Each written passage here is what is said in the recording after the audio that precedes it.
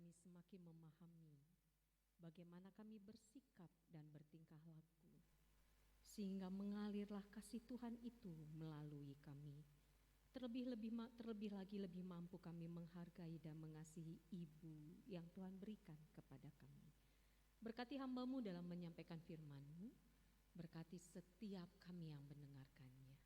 Ya Tuhan, berfirman-Lah, kami telah sedia menerima, merenungkan, dan melakukan firman-Mu.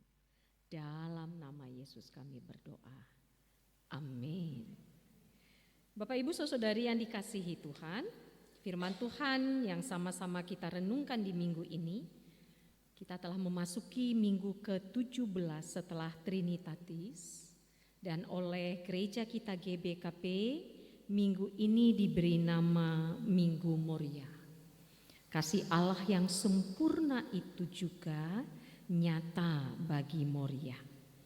Mari bersama-sama kita membaca firman Tuhan yang diambil dari Perjanjian Lama, dari Pengkhotbah 9 ayat 8 sampai 12. Kita membaca secara antifonal, ayat genap mulai ayat 8 nanti kita semua perempuan, ayat ganjil mulai ayat 9 kam semua para lelaki. Pengkhotbah 9 ayat 8 sampai 12, mari kita yang perempuan kita mulai. Biarlah selalu putih pakaianmu dan jangan tidak ada minyak di atas kepalamu.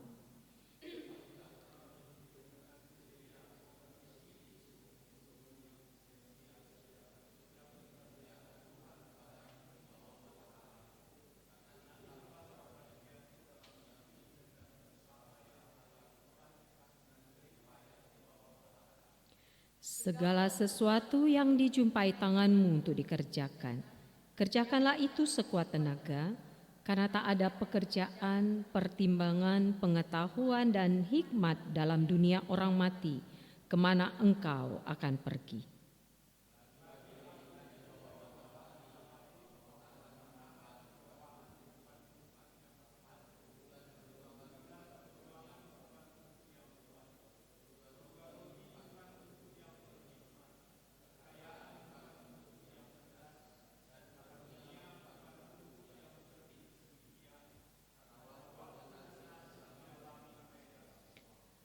Karena manusia tidak mengetahui waktunya, seperti ikan yang tertangkap dalam jala yang mencelakakan, dan seperti burung yang tertangkap dalam jerat, begitulah anak-anak manusia terjerat pada waktu yang malang, kalau hal itu menimpa mereka secara tiba-tiba. Inilah firman Tuhan yang sama-sama kita renungkan. Shalom Bapak Ibu Saudari yang dikasihi Tuhan. Salam damai sejahtera bagi kita sekalian. Harapan dan doa kami, apapun yang kamu alami saat ini, apapun yang kamu rasakan, biarlah pengharapan pada Tuhan tidak pernah pudar dan tidak pernah berpaling dari kita, karena melalui itu kita bisa tetap bertahan dan bertahan dalam sukacita. Bapak Ibu saudari yang dikasihi Tuhan, kalau dalam bahasa Indonesia temanya biarlah wajahmu cerah dan berseri, kalau dalam bahasa Karo katawari pecirem dengan siang ayo.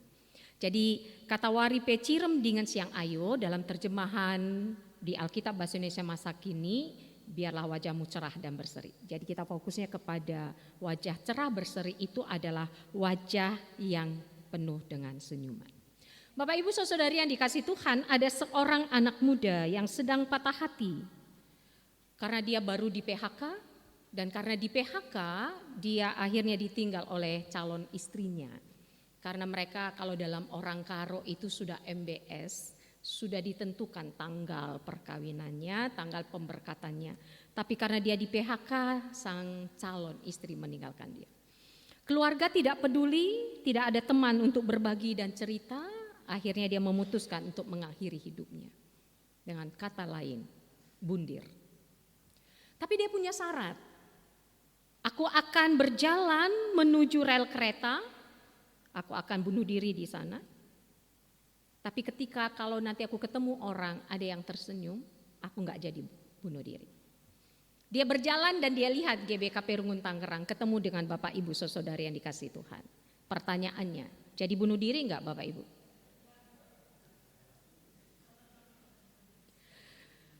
Jadi bunuh diri enggak? Itu pertanyaannya, karena terkadang kita sudah lupa untuk tersenyum Bapak Ibu. Bagaimana anak kami Permata? Ada anak muda yang datang, kalau kalian abaikan, kalian cuekin, jadi dia bunuh diri. Dia simpel saja, kalau ada yang tersenyum, saya tidak jadi bunuh diri. Datang dia ke GBKP Tangerang. Aduh, jadi perenungan buat kita. Bapak Ibu, tersenyum, wajah yang berseri, wajah yang ceria, itu gampang loh dilakukan.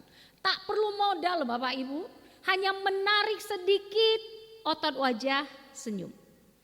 Dan menurut kedokteran, izinkan saya pakai istilah itu ya. Kalau tersenyum itu ototnya lebih ringan bekerja Bapak Ibu.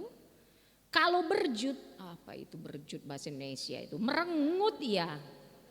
Itu ototnya lebih banyak itu bekerja, tapi kenapa lebih senang merengutnya ya Bapak Ibu ya? Tadi WL kita udah semangat, mengajak bernyanyi, tersenyum. Saya nggak tahu Bapak Ibu tersenyum enggak?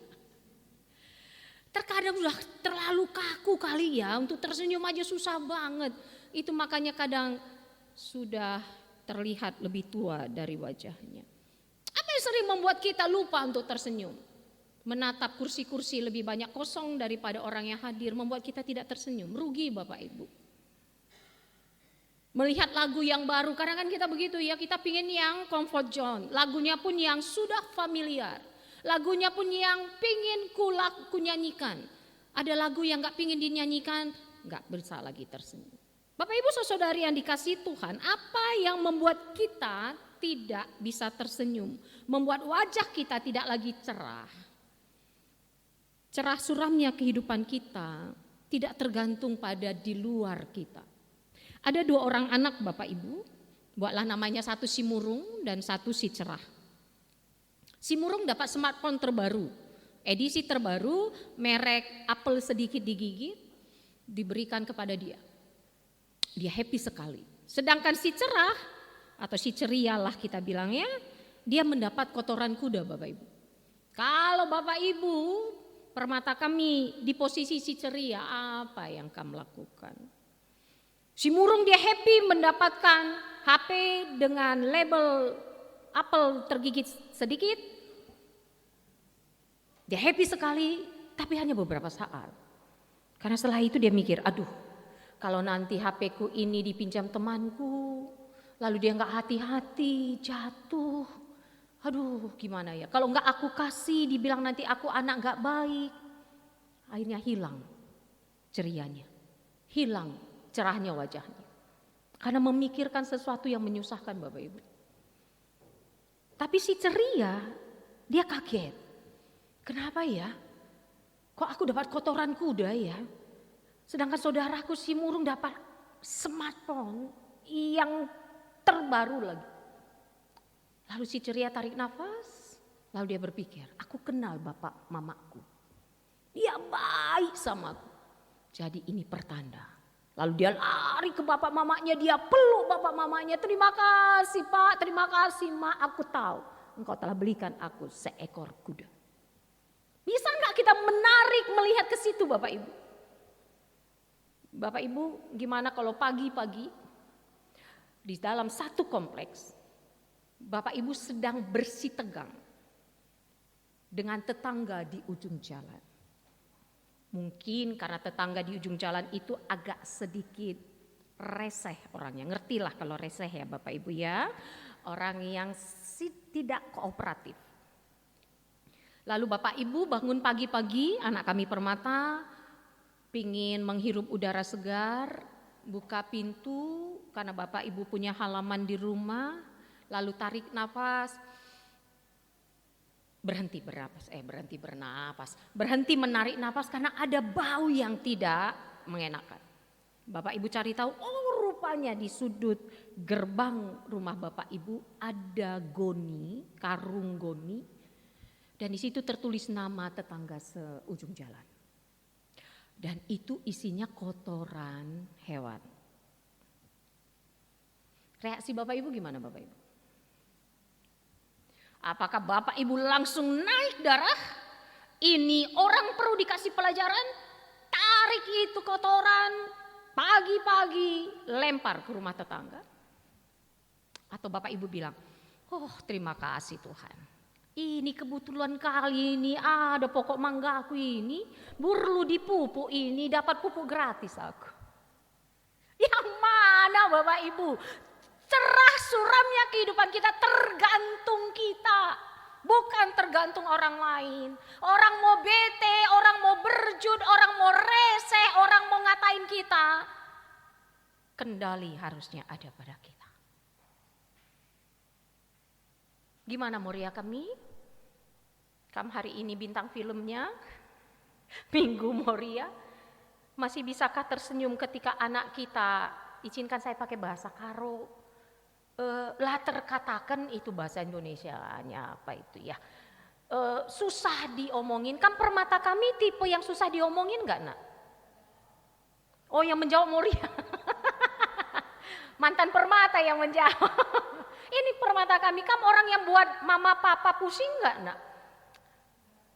Nah, ada kalanya kan seneng banget buat mama. Pokoknya kalau mama itu merepet rasanya enak banget deh gitu.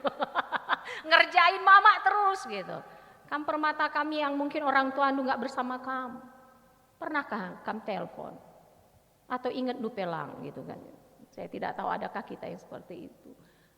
Bapak Ibu saudari yang dikasih Tuhan, hati-hati loh kalau perempuan atau ibu-ibu marah.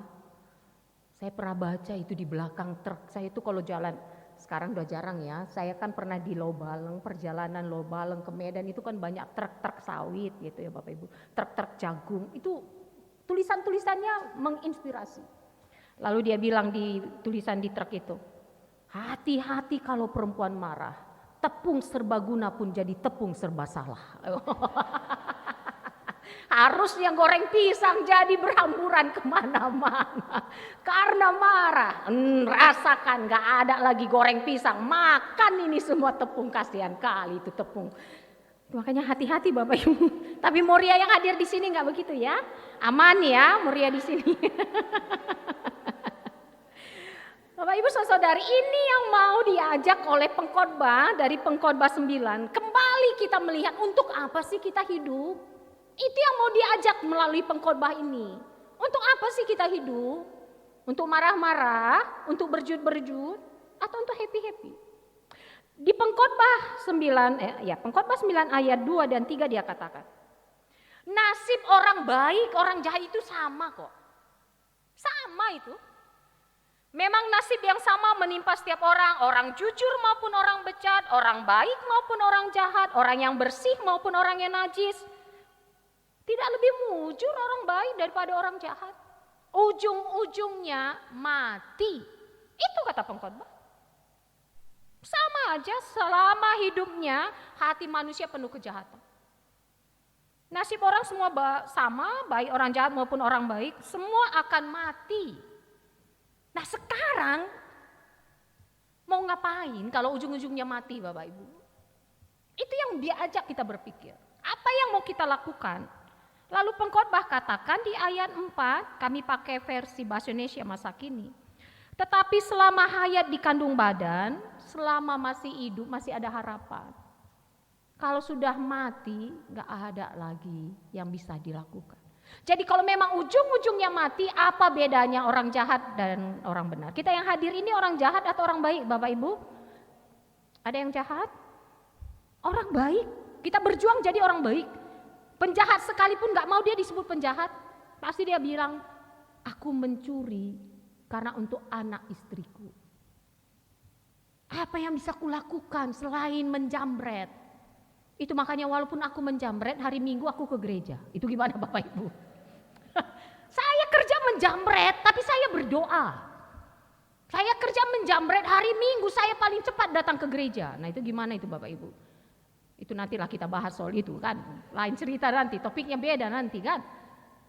Kita ini berproses jadi orang baik. Gak ada yang mau jadi orang jahat. Lalu apa yang bisa kita lakukan? Pengkhotbah bilang, bukankah lebih baik anjing yang hidup daripada singa yang gak bernyawa? Bagi orang Yahudi anjing itu haram Bapak Ibu.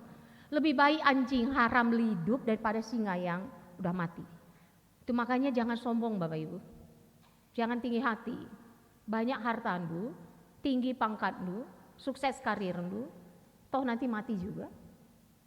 Ketika sudah mati, nggak ada yang menghampiri Bapak Ibu. Suami kita sekalipun kalau mati, paling tahan berapa hari kita temani Bapak Ibu? Berapa hari? Paling lama 3 hari ya. Setelah itu udah. Bapak Ibu saudari yang dikasih Tuhan, pengkhotbah bilang lebih baik hidup, tapi kadang kita nggak ngerti apa yang ada di depan kita. Bahkan hidup ini misteri. Nah, di sini persoalan kita. Karena kita nggak siap menerima hidup ini misteri. Kita selalu pingin sesuatu yang jelas, sesuatu yang bisa dilogikakan, sesuatu yang bisa diukur, sesuatu yang bisa dipahami oleh otak. Itu makanya bahan PJJ minggu ini tentang Trinitas, saya bergumul untuk memberitahukannya nanti ke Pertua Diakon bagaimana mengajarkan Trinitas. Kalau masih mau pakai logika.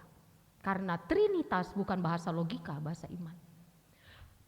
Pengkhotbah bilang di ayat 11, di dunia ini ada yang kulihat.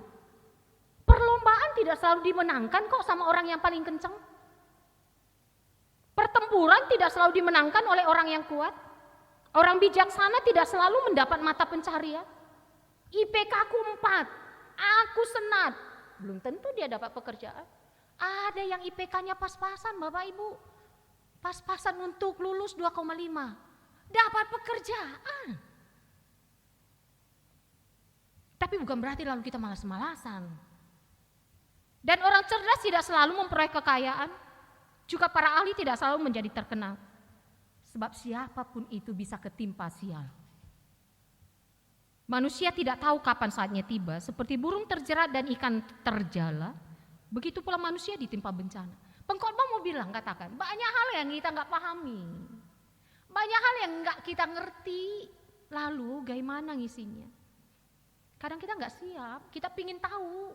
Itu makanya kadang ada yang mencari peramal. Sekarang namanya paranormal. Saya tidak tahu Permata kenal Mama Loren nggak? Bapak Ibu kenal Mama Loren nggak? Udah mati atau masih hidup? Udah mati, yang tinggal Mama Lemon sekarang Bapak Ibu. Mama Lorennya dia aja mati, tapi dia sering ditanya orang kan. Lalu apa yang kita lakukan hari ini supaya wajah kita tetap cerah dan berseri? Orang pasti mati, kita punya keterbatasan, lalu bukan berarti lalu kita suka-suka akan hidup. Maka yang mau diajak melalui firman Tuhan hari ini, nikmatilah hidupmu dengan sukacita bersama orang-orang di sekitarmu, bersama istri yang kau kasihi, bersama suami yang kau cintai, bersama anak-anak yang kau sayangi. Syukuri apa yang ada, jangan sesali apa yang gak ada. Itu makanya Moria, adi perba pandu gende, jangan sesali, pengen yang tinggi, repot. Mamre kami kalau istri nu hitam, jangan harapkan yang putih, repot. Anak kami Permata, kalau orang tua kita gak tahu dia tentang gadget, jangan dibodoh-bodohi. Mensyukuri apa yang ada. Dan bukankah berkat-berkat Tuhan sampai saat ini ada pada kita? Mazmur 73 berkata begini, Tuhan, aku tahu Engkau baik pada orang yang dekat padamu. Engkau itu penuh perhatian pada orang yang setia padamu. Tapi aku hampir saja tergelincir ya Tuhan, karena dengan mata kepalaku aku melihat orang jahat itu makin sukses. Karirnya makin tinggi, sehat-sehat dia Tuhan. Pada saat COVID gak mati dia Tuhan. Yang mati orang yang setia berdoa pada Tuhan. Orang jahat itu dengan sombong dia katakan, mana Tuhanmu? Aku gak percaya Tuhan, umurnya panjang Tuhan. Orang yang baik, umurnya pendek. Itu makanya sering kita berkata, jangan baik-baik kalilah karena katanya orang baik cepat mati. Aku bingung Tuhan, aku hampir tergelincir karena semua orang mulai tertarik nih untuk berbuat jahat.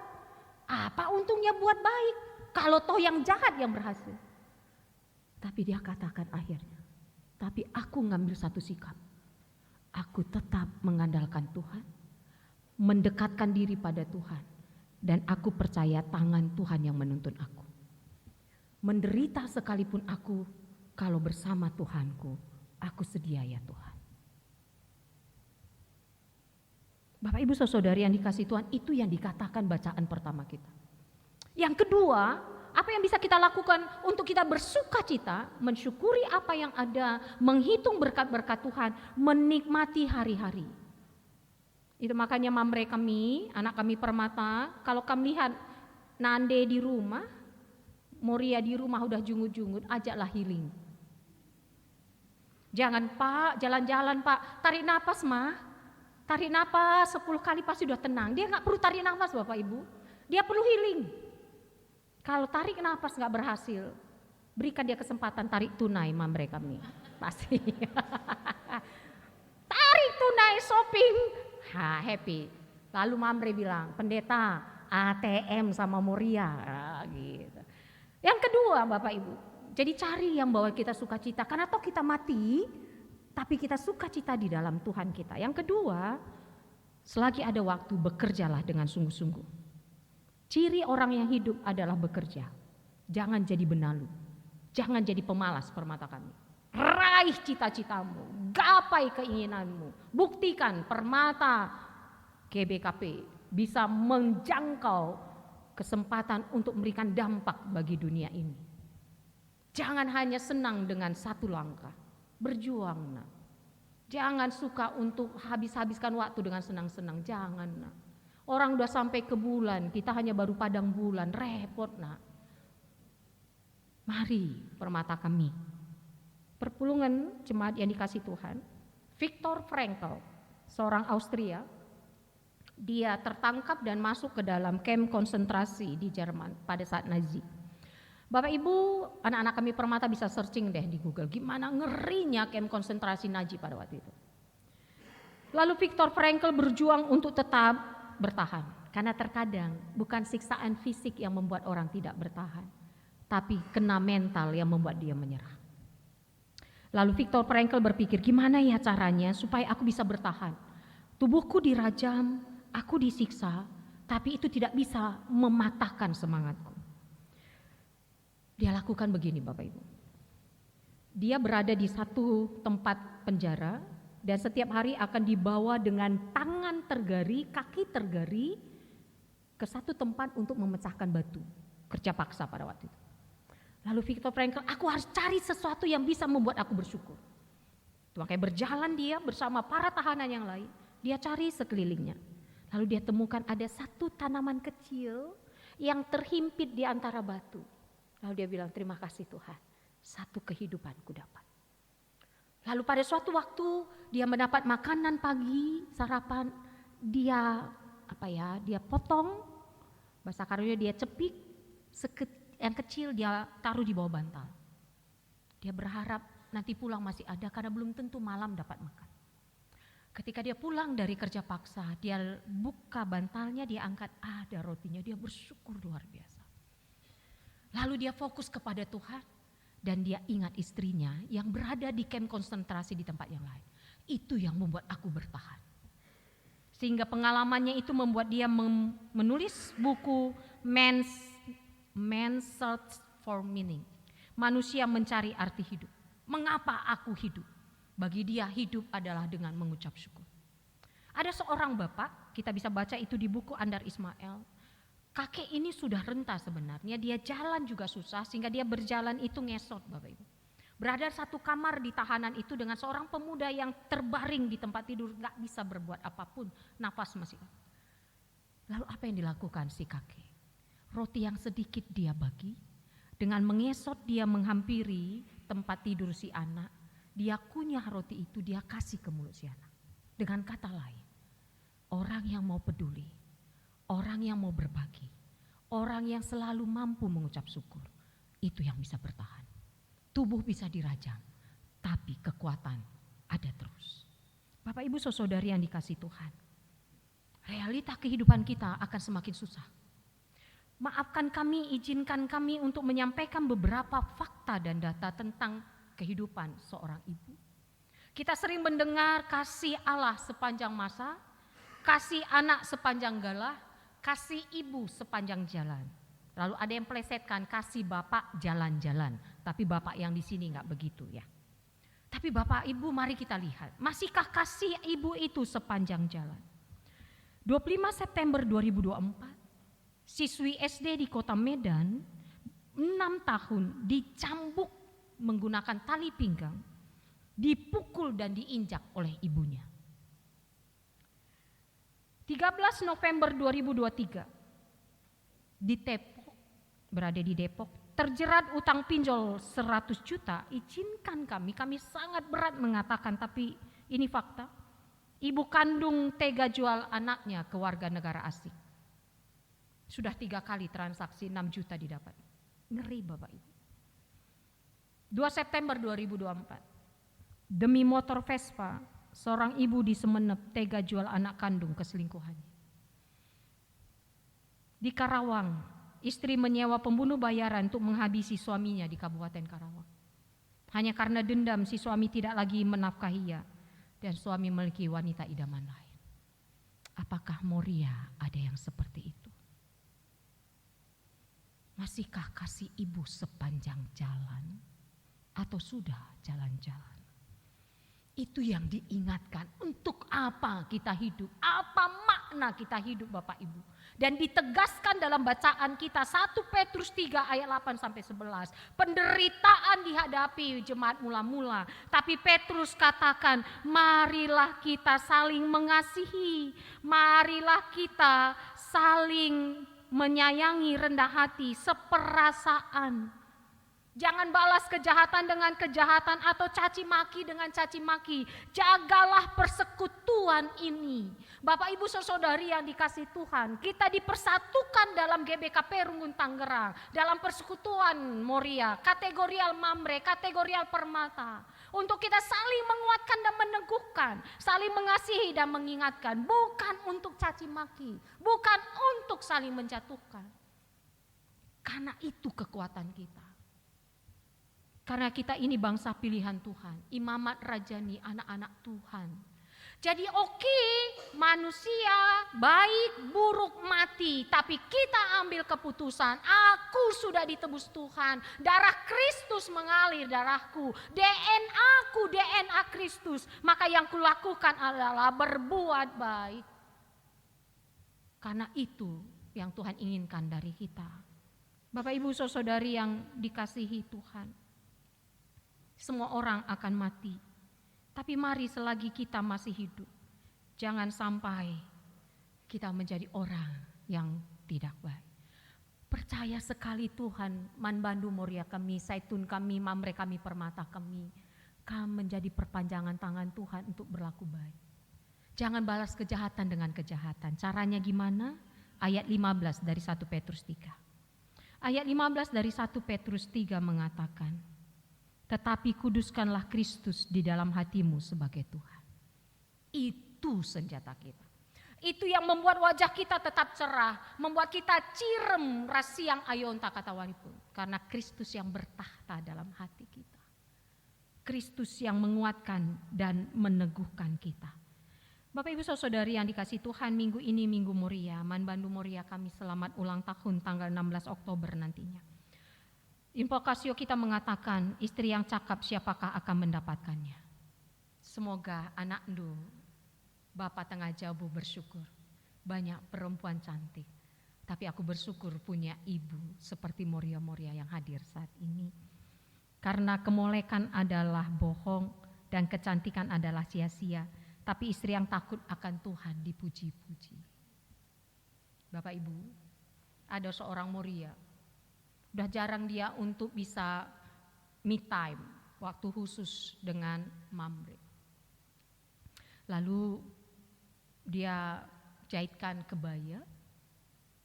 Dulu, gak tahu sekarang, dulu kan ada model kebaya yang kancingnya di belakang itu banyak kali kan Bapak Ibu ya. Berderet di belakang. Gitu kan. Lalu dia jahitkan seperti itu. Nah pada suatu waktu mereka mau pergi ke pesta. Gak bisa kan kalau tanpa bantuan. Itu makanya kami Naomi tidak akan punya model baju seperti itu. Lalu dia bilang, "Pak, tolong dok, kancingin. Kira-kira ada berapa ini Mamre? Kalau seandainya Moria seperti itu Mamre kami, apanya kami bilang Mamre kami? Ganti baju, ngerepotin aja." Lalu kalau gitu kata Mamre, apa yang kami bilang Moria? Kalau mami bilang ganti baju, ngerepotin aja. Ini udah mau terlambat. Lalu kamu riak, apa kamu bilang? Mananya rasa sayang dulu? Atau kata kalau mau riak ini begini dia bilang, "Pak, sengaja nih aku buat banyak kancing supaya ada kesempatan kita berdekatan. Biar lebih lama kamu dekat sama aku karena kamu selama ini sibuk kali dengan HP lu." Kira-kira kalau kayak gitu kamu bilang sama Mam Renu kena tokok enggak ya? Atau si Mam Re bilang,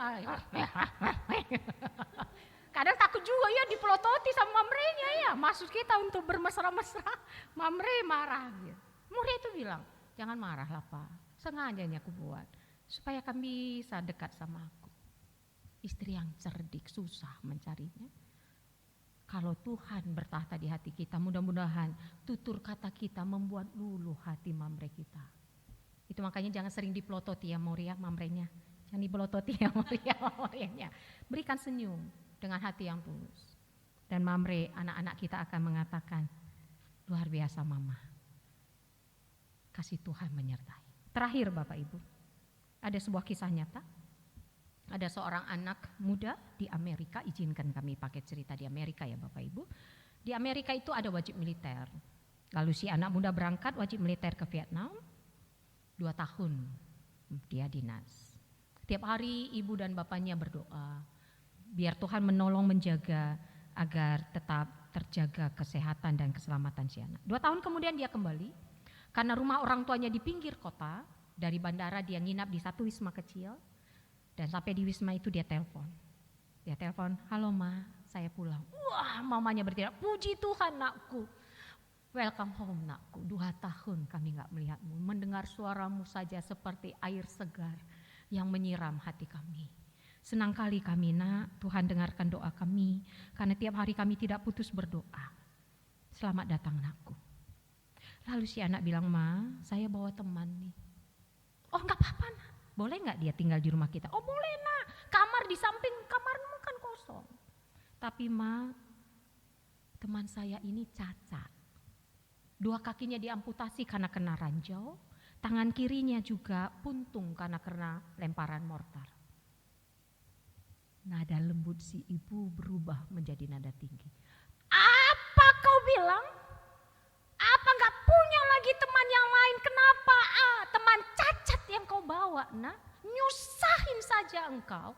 2 tahun kami menunggu engkau, sekarang kau bawa teman cacat. Kau seperti bawa kutu di kepalamu saja. Apa gak ada temanmu yang normal?" Tiba-tiba telepon terputus. Keesokan harinya si ibu dan ayah berangkat menjemput si anak karena dia tahu wisma di mana anak. Ketika mendekati wisma, ramai orang di halaman. Polisi hadir. Lalu mereka mendekat. Ada seorang anak muda jatuh dari lantai 2, bunuh diri. Pasti Bapak Ibu bisa tebak siapakah? Si anak. Dan di kantong baju si anak yang berlumuran darah, secari surat ditemukan dengan noda darah. "Mama Papa 2 tahun yang lalu saya pergi ke Vietnam dengan membawa senyum dan cinta Mama Papa. Ketika saya kembali saya berharap senyum dan cinta itu masih ada. Tapi rupanya senyum dan cinta itu sudah tidak ada. Sudah hilang bersama hilangnya kedua kaki dan sebelah tangan saya. Untuk apa lagi saya hidup?" Mengerikan Bapak Ibu, ketika hati tidak lagi dikuasai oleh Roh Kudus. Luapan emosi membuat si anak merasa tidak berharga. Oleh karena itu permata kami, bagi kami yang masih punya orang tua Nunandendu, teleponlah. Bilang terima kasih Ma, karena kamu ada di dunia ini. Dari rahim seorang ibu yang berjuang ketika melahirkan kamu. Ada kekurangan ibundu, tapi jangan cari kekurangannya. Jadilah anak yang berbakti permata kami. Tutusi erdahin, kamsi erdahin, sungguh-sungguh belajar. Berjuanglah untuk satu saat senyuman mamamu membuat engkau bahagia. Jangan susahi mama nak, karena mama terkadang tidak pintar berkata-kata. Jangan banding-bandingkan mama Andu Nandendu dengan yang lain. Tuhan gak salah pilih. Memilih Nande buat Ndu permata kami. Memilih Ndahara man bandu mamre kami. kasihi dan sayangi. Benar ibu tempat untuk bertahan, ingan tertande. Tapi kalau ingan tertande itu nggak dirawat, nggak ditopang, nggak dikasih gizi, nggak diberi perhatian, nggak diberi dekapan, hanya lontaran kata-kata, maka tempat untuk bersandar itu pun akan lemah. Harapan kami mari melalui renungan ini saling menopanglah di dalam keluarga. Izinkan kami mengatakan, ucapkan terima kasihlah nanti kepada Mama, kepada Moria. Mereka sedikit pun tidak mau menyakiti, tapi terkadang terbatas kemampuan Moria ini. Karena mungkin capeknya, karena mungkin lelahnya, sehingga terlontar kata-kata yang menyakitkan. Beri pengampunan buat Moria, Mamre kami, buat Nandedu permata kami. Alirkan cinta kasih Tuhan, sehingga Moria bisa merasakan kasih Tuhan. Manbanta Moria, mari lebih dewasa kita, minta Tuhan untuk beri kita kekuatan. Jadilah kita benang penjarumi, jangan gunting yang mengoyakkan. Mari berjuang Moria kita untuk menjadi istri yang cakap, dengan menjadikan Kristus jadi tempat bertahta di hati kita. Senyum itu sangat mudah. Dia akan membawakan kebaikan bagi orang yang melihat senyuman kita dan bagi kita yang memberikan senyuman.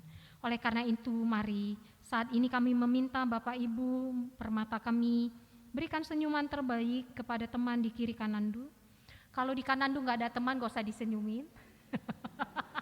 Cari teman yang bisa disenyumin, jangan senyumi tembok ya. Berikan senyum yang terbaik. Ciremin kena, adi cirem kena tambah jilena. Cirem-ciremin kena. Moria kami, Mamre kami, permata kami. Dengan begitu terjagalah kebaikan dalam hidup kita. Moria kami mulai besok, jangan HP-nya dulu disenyumin ya. Mulai besok senyumilah Mamre, maka ulakam sengket Mamre kami. Kalau besok tiba-tiba Moriandu senyum, jangan kamu birawanan. Jangan kamu ketakutan, jangan kamu bilang ini tanda-tanda akhir zaman, enggak.